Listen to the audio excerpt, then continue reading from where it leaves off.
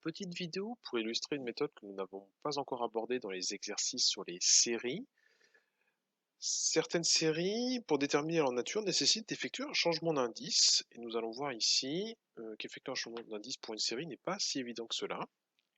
Je vais illustrer cette méthode sur un exemple simple, donc c'est l'exemple ici de la série somme de n de puissance n sur n factoriel, mais cette méthode qu'on va illustrer ici, sur un exemple, pourra être appliquée dans d'autres exemples, même s'ils sont un peu plus compliqués. Alors, commençons par donner un nom au terme général de cette série, on va l'appeler UN, et on va commencer par faire ce qu'on fera très souvent, qu'on a déjà fait d'ailleurs dans d'autres exercices, on va commencer par tenter de simplifier le terme général de cette série, pour essayer de le réécrire en fonction de termes généraux de série de référence. Donc on va commencer, alors je vais commencer par une remarque importante, donc je vais mettre un attention, parce que c'est très important. On va voir que quand on va vouloir simplifier UN, on va vouloir simplifier n sur n factoriel. Alors, en général, ce qui se passe, c'est que vous dites que c'est que n factoriel, c'est n moins 1 factoriel, donc UN ici sera, pardon, n sur n factoriel sera égal à n sur n moins 1 factoriel, et donc que le tout est égal à 1 sur 1 moins n factoriel. Alors, pourquoi est-ce que je mets attention, pourquoi est-ce que je dis que c'est en général, vous dites ça, vous notez que c'est que ce qui est écrit là n'est pas correct. Il y a une petite subtilité, c'est que ce qu'on écrit là, le calcul qu'on effectue, il n'est valable que si n est supérieur ou égal à 1. Parce qu'on voit de toute façon qu'à la fin, si on prend n égale 0, à 0 moins 1 factoriel, bah ça on ne l'a jamais défini. En fait, la première simplification, dire que n factoriel est égal à n fois n moins 1 factoriel, n'est valable que si n est supérieur ou égal à 1. Donc il faut faire attention. En fait, cette quantité, elle vaut 0 si n est égal à 0. N divisé par n factoriel, bah, si n vaut 0, ça fait 0 sur 0 factoriel, c'est-à-dire 0. Donc il faut faire attention. C'est une simplification qui reviendra dans beaucoup de calculs, notamment lorsqu'on aura des séries exponentielles, mais pas que. Donc c'est important de remarquer ça, de se rappeler de ce point. Alors, ceci étant dit, on va pouvoir maintenant réécrire UE et voir pourquoi est-ce que cette suite-là est le terme général d'une série qui va nous amener à faire un changement d'indice. Donc on écrit ce qu'on vient d'obtenir, je vais l'écrire dans l'autre sens, donc ça, UN vaut 0 si n égale 0, et va valoir donc 2 puissance n sur n-1 factoriel si n est supérieur ou égal à 1. Donc on a simplifié un petit peu UN, donc on a une valeur particulière pour U0 et une expression générale un peu plus simple que celle du départ pour n plus grand que 1. Donc ici, ce qu'on peut se dire, bon, déjà, c'est qu'on a deux expressions différentes de UN suivant la valeur de n, et ensuite, ce qu'on peut remarquer, c'est que 2 puissance n divisé par n-1 factoriel, ça fait penser au terme général d'une série exponentielle. Le terme général d'une série exponentielle, c'est x puissance n divisé par n factoriel. Et ce qui nous dérange le plus, c'est le n-1 factoriel. On aimerait bien avoir un n factoriel à la place. Donc en général, quand on a ça avec des sommes finies, on se dit, bah là, je vais faire un changement d'indice pour essayer de transformer ce n-1 factoriel en j factoriel, par exemple. C'est ce qu'on va faire ensuite, mais ce qu'il faut retenir, c'est qu'on ne fait pas le changement d'indice directement dans la série. Il va falloir faire le changement d'indice dans des sommes partielles. Donc c'est pour ça qu'on va toujours se ramener dans ces cas-là à une étude de somme partielle. On va voir à la fin comment est-ce qu'on peut conclure. Donc comment est-ce qu'on va faire ça? Donc on va revenir à la somme partielle. Donc pour n appartenant à n, on va calculer la somme partielle. Alors je vais l'appeler Sn comme d'habitude. Et cette somme partielle, donc ça va être la somme des UK pour k allant de 0 à n. Et comme on a dit que U0 valait 0, cette somme, on peut la commencer à 1. Donc, je vais l'écrire ici, car U0 égale 0. Donc, le premier terme de la somme, la plus à gauche, valant 0, on peut commencer la somme à k égale 1. Et il se trouve que si k est plus grand que 1, on a une expression simplifiée de uk. Pardon. Donc voilà, c'est le calcul qu'on a fait avant. Donc la somme pour k allant de 1 à n de 2 puissance k divisé par k-1 factoriel. Et c'est là, maintenant, qu'on va faire un changement d'indice. On va faire un changement d'indice. À côté le changement d'indice qu'on va faire. Le changement d'indice qu'on va effectuer, on va poser j égale k-1, ce qui équivaut à k égale j plus 1. On va effectuer le changement d'indice. Donc 2 puissance k va devenir 2 puissance j plus 1. K moins 1 factoriel va devenir j factoriel. Et après, il faut se charger des bornes. Les bornes vont devenir 0 et n moins 1. Voilà, donc ça c'est Sn. Donc Sn, la somme partielle à l'ordre n de la série qui nous intéresse, on l'a écrit comme ça. Donc là, on se dit, voilà, c'est bien, j'avais un k moins 1 factoriel, maintenant je l'ai transformé en j factoriel. Donc ça, c'est plutôt positif dans le but de se ramener à une série exponentielle. Par contre, au numérateur, on a perdu un petit peu, puisque maintenant on n'a plus 2 puissance k, mais 2 puissance j plus 1. Donc le plus 1 en exposant nous gêne un petit peu, mais ça, ce n'est pas un problème, puisque 2 puissance j plus 1, c'est 2 fois 2 puissance j, et 2 étant une constante, on peut factoriser la somme par cette constante.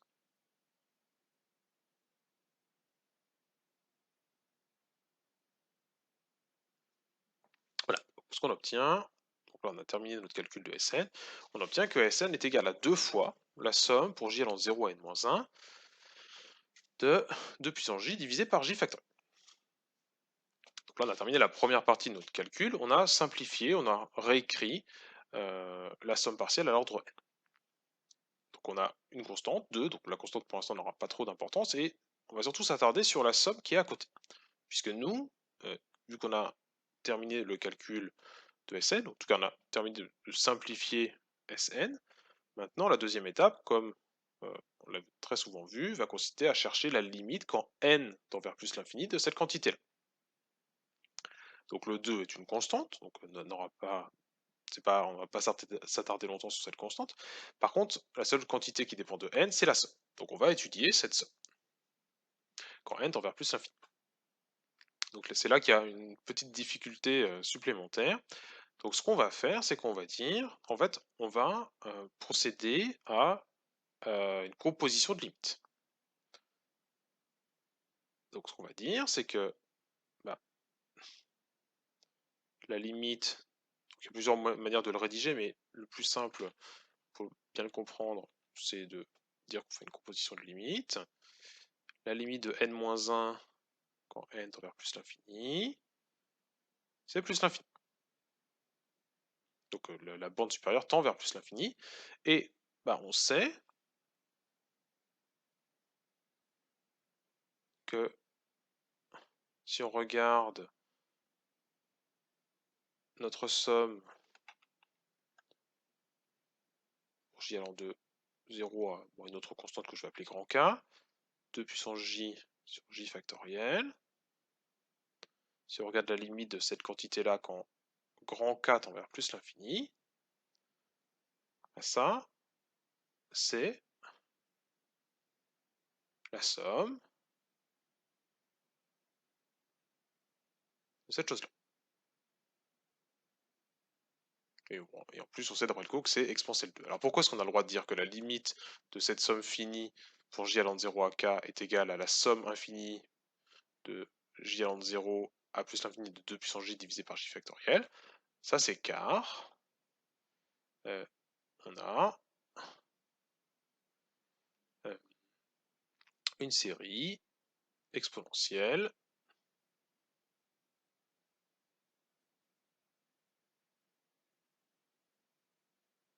de... Je vais le réécrire de l'autre côté, parce que c'est pas écrire sur la page d'après, ce sera plus simple, donc je vais le réécrire. Alors, qu'est-ce qu'on a? Donc, car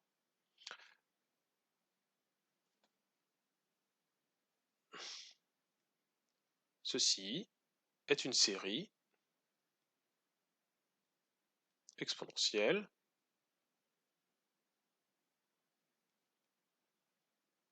qui est convergente. Donc une série exponentielle, quel que soit son paramètre, est convergente. Donc ça nous permet d'affirmer que la limite de la somme partielle à l'ordre k de cette série sera égale à la somme de la série. C'est-à-dire ici exponentielle de 2. Et si on combine ces deux points, donc la limite de n-1 quand n tend vers plus l'infini est égal à plus l'infini, et la limite d'une somme allant de j égale 0, pardon, pour j allant de 0 à quelque chose qui tend vers plus l'infini, de 2 puissance j sur j factoriel, c'est exponentielle de 2. Donc on peut combiner ces deux choses-là pour obtenir, je vais écrire ça sur la page d'après, on peut combiner ça par composition de limites.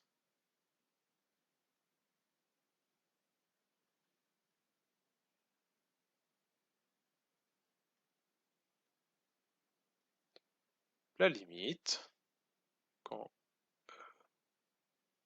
petit n tend vers plus l'infini, de la somme pour j allant de 1 à n-1 de exponentielle, j égale 0, de 2 puissance j sur j factoriel est égal à exponentielle de 2.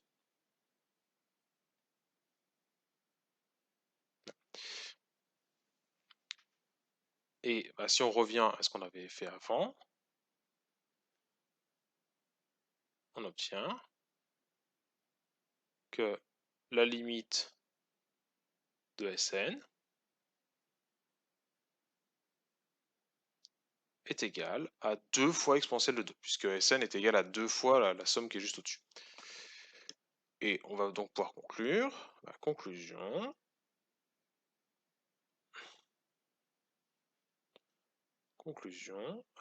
puisque la suite des sommes partielles Sn admet pour limite finie exponentielle de 2, pardon, 2 exponentielle de 2, on a d'une part que la série qui nous intéressait, donc série somme de un, qui était n 2 puissance n sur n factoriel, donc d'une part cette série converge, et la somme de cette série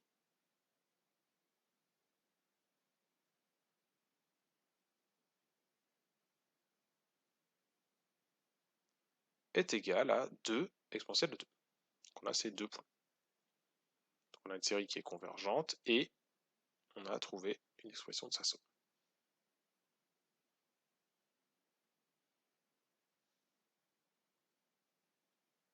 Voilà comment est-ce qu'on fait un changement d'indice dans une série. Donc si on reprend les étapes importantes, donc on a commencé par simplifier UN, donc il y avait déjà un point à retenir ici, alors, le point qui est en rouge ici, donc ça c'est quelque chose qu'on pourra utiliser dans d'autres calculs, pas forcément pour des séries. Donc on a commencé par simplifier UN, ensuite on est parti sur un calcul de somme partielle, donc ça il faudra toujours le faire dès qu'on veut faire un changement d'indice. On simplifie cette somme partielle, on fait notre changement d'indice, et ensuite il y a une deuxième étape, un petit peu complexe, et cette étape-là, ce qu'il y a là, c'est on fait une composition de limites pour trouver la limite de Sn. Donc il y a d'autres manières de trouver le résultat, donc je pense que c'est la rédaction la plus simple, c'est de dire n-1 tend vers plus l'infini, et je sais d'après le cours que la somme pour j allant de 0 à k, de 2 puissance j sur j factoriel, quand k tend vers plus l'infini, a pour limite exponentielle de 2. Parce qu'on a ici une série exponentielle qui est convergente. Et après, il n'y a plus qu'à conclure. Donc voilà pour cette vidéo.